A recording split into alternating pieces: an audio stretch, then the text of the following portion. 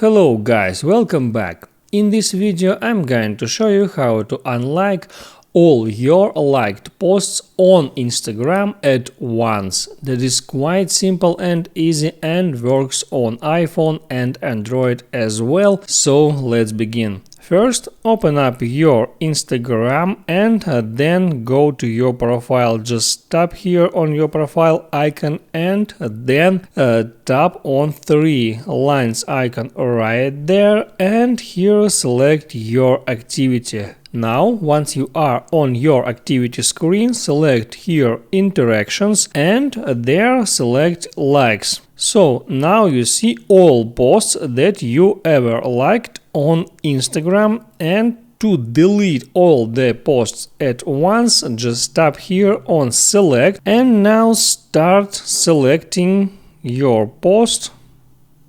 Like that, you can select all the posts or some specific posts that you want to unlike, and then when you're done, just tap here on unlike link right there to unlike all that posts at once.